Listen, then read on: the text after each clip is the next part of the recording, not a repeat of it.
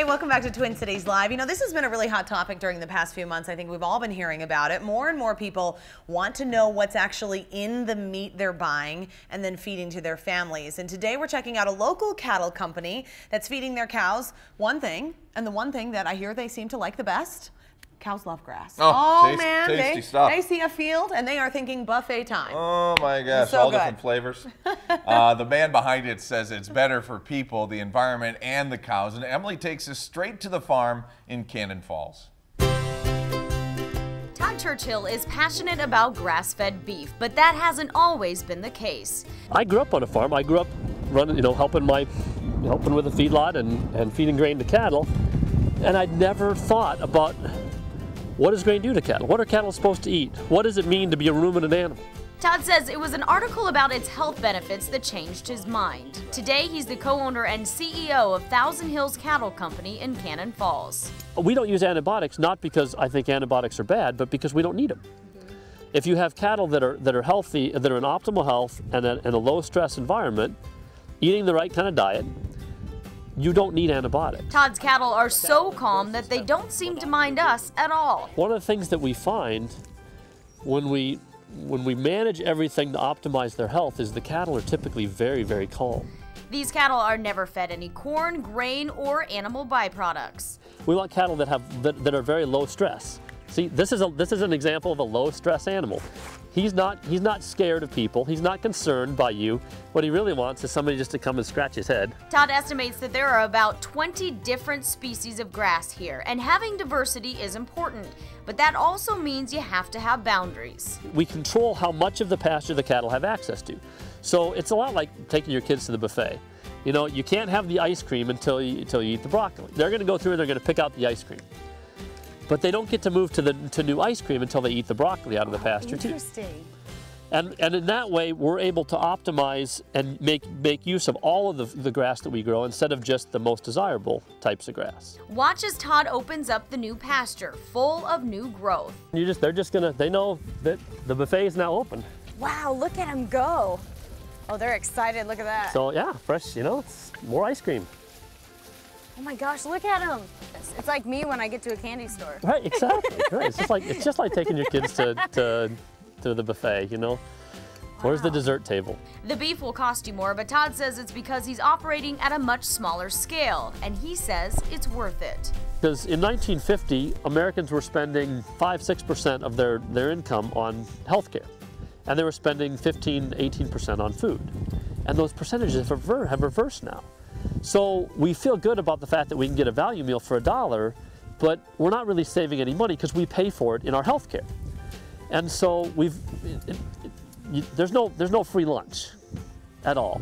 You can either spend it on good food, on food that'll make you healthy, or you can spend it on health care. The question that I ask, that I've been seeking an answer for, is what do we need to do to produce beef that is a great eating experience and makes people well? That's your kind of guy, huh? Oh man, I love that. He has a great way of talking about that too, and those moo cows have really darn cute faces.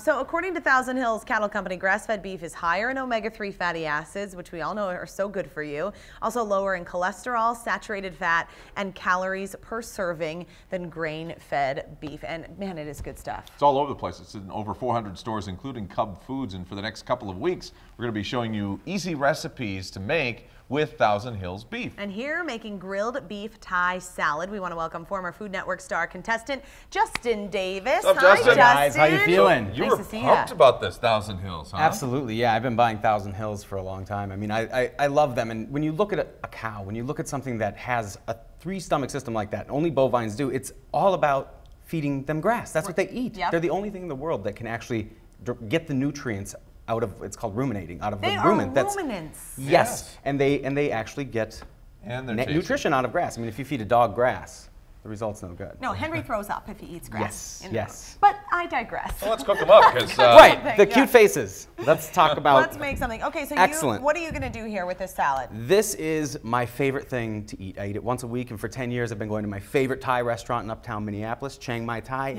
eating Yeah. this thing. Oh I my love it. gosh. And so this is as close as I can get to what they do at their restaurant. I love this. Oh, it's fantastic. So, whoa, Losing control already. So let's get this nice. Potholders have a mind of their own. Yeah.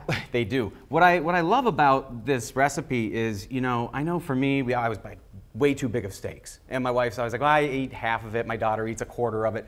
What do I do the next day?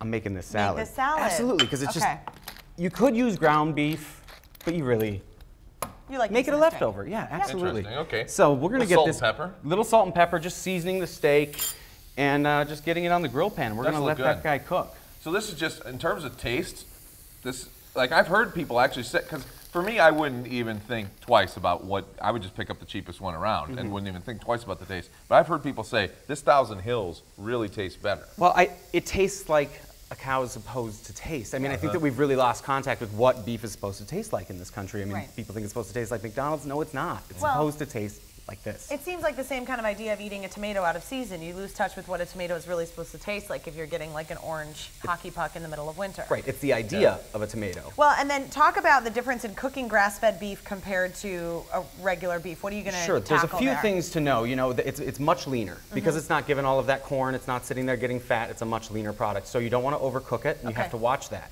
But out of that, you're also going to get this really great true beef flavor. And you can cook your meat nice and medium rare, and it's just, it's delightful. Good. Nice. Okay. Get rid of this plate. So let's start talking about what makes this salad, aside from this beautiful steak, what makes this salad special, which is all of those lovely Asian ingredients that I have sitting over here. I like this. What do you need me to do here? Well, would you cut up a lemon and a lime? Just cut them right in half for me and it. squeeze those guys right into that bowl. Okay. And we'll get some other things going in there too. We've got some Thai chilies here. We've got fresh Thai chilies, dry Thai chilies, and kind of the final product there. Red pepper flakes. Yes. So, excellent, excellent. We're gonna just. Excellent, he said. I know, you did Well, a you're good doing job. you're doing a very nice Yeah, job. I was really proud of you. All right, so we're gonna get all of that in there. We're gonna put some fish sauce. Do you know about fish sauce? Yeah, a little bit, but not, is it like, okay, sort of like a soy sauce thing or not? Not. Okay. It does have that savory component. Yeah.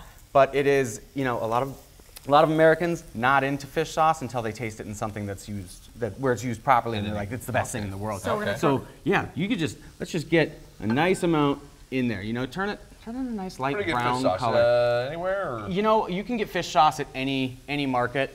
I go to my Asian food stores to Because get you get kind like of- the big one. I get the big one, and you get toasted rice powder. That's kind of a roasted rice powder. It's a secret ingredient for this specific. That Wow. and MSG. Are you afraid of MSG? I am a little afraid of MSG. Okay, well, stop being afraid because it's going in. Okay, that's MSG? That's MSG, and it is, you know, controversial slightly, Uh-huh. but delicious. Totally. Really? Okay. Yes. So put a That's good. little bit of toasted rice powder in there. Stir that Here's up. about the Get it going. controversy. If it tastes good, If it tastes good, listen, millions of Asian people cannot be wrong. We're smoking this thing up in here. I know. We're getting it going. Are you getting a Fine. little cough, or are you doing okay? Excellent. So we've got this going. It's kind of like a vinaigrette, right? This is what MSG actually That's looks it. like. It just kind of looks like salt. Let's toss some of these onions in there, get those in there, and really taste this. I mean, let's see where we're at with it first. Okay. See, it looks like sugar or salt. That's tasty. I mean, it's tasty. I think it maybe needs a little more lemon. What do you think of that? Should we hit it with a little more lemon? John can be a little timid in the kitchen sometimes, so I'm You a think little so? concerned. Yeah, look at me. think I'm not moving over going here. nuts enough on the lemon over here? Well, Here, I got a little more. look at that. Okay. All right. This Steak. steak is doing just beautifully. Oh It's my doing all gosh, the that things. is really, that's cooking very quickly. It really is. We're even going to just turn the heat off, and we're just going to let it hang out. Okay. All right, And you hang out over there. What we would do with that then, of course, after it finishes cooking up, pull it off the grill, let it rest, and mince it up if you're going to use it for the salad. Like I said, you could use a ground beef for this. Okay. I prefer the whole steak. And then you would just toss it into that mix, and you kind of eat these things like a lettuce wrap. That's what it is. You know, so So you put the beef, we would put the beef all done, some peppers, all of that, and mix Yes. it up, and then serve it in little lettuce cups? yes, cilantro and roasted rice powder. It is, like I said, one of those things so tasty and truly delightful. You got to check it out. We're going to get in on this, and we're going to check it out right now. Ooh, careful. I went light spice for you, Oh, John. yeah. Oh, yeah. The whole thing's light. Yeah, it's a very, that's why, I mean, I eat Never it all the had time. beef that's light. But this is it. There it is. Right It's here. delicious. Yeah, that is really, really good. Oh Mm-hmm. my gosh, it's so good. And I would think ground beef would work out pretty well. It does work out just fine. I mean, you could, like I said, I do it as a leftover, so I Uh-huh. always have those kind of steaks rolling around, but ground beef would work just So you fine think with that you as think well. the folks over at Chiang Mai Thai have you beat? No. No, that was bold. That was Yeah. bold. So next time you're getting some steak, get an extra one, throw it on, and make something left over with that. Absolutely. Awesome job, Thanks, Justin. Justin. Thank you very much for this recipe. And then more information on Thousand Hills Cattle Company. Just go to TwinCitiesLive.com and click on food. And thanks to them for sponsoring Twin Cities Live. Thanks, Thousand Hills. We love ya. Okay, coming up.